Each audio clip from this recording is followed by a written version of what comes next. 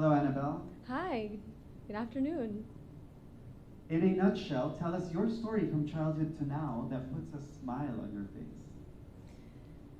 Abandoned at the age of 15, impoverished, malnourished, but unbroken. My life looked like one big dead end, but I turned it into a doorway, and my mental fortitude was the key to unlocking it. And it is my sincere hope that I can be here and inspire others to do the same. What is the funniest experience you've had with your closest friends or things that make you LOL?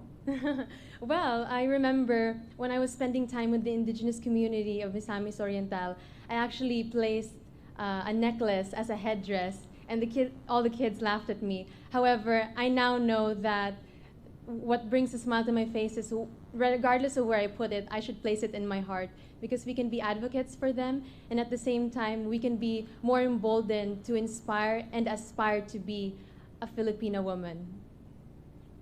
Women's health and well-being is a major part of the Miss Universe Philippines advocacy this year. How do you encourage women to take a more active role in this advocacy? When we don't tell our stories, when we remain silent, all the stories will embolden the predator rather than the prey. And women should see themselves as individuals who are empowered, who are celestial in their limitless possibilities.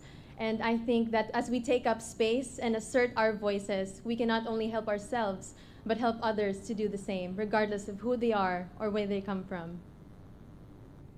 What advice can you give to a young woman for her to become more socially aware and become empowered? Start by looking within yourself. For me, I looked at how hard it was as a child to navigate the injustices that I faced throughout my life.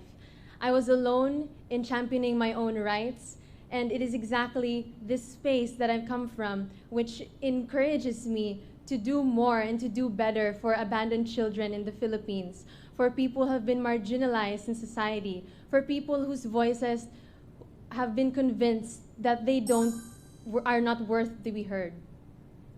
Lastly, from Lazada, if you were asked to identify one thing you love most about online shopping, what would it be and why? The impact it has on the environment. We spend so much time and resources going to and fro from one shop to another, and so I love how we minimize our carbon impact when we shop with Lazada.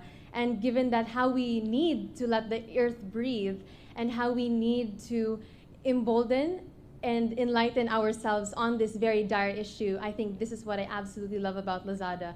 Progress should be sustainable and it should always be inclusive at the same time.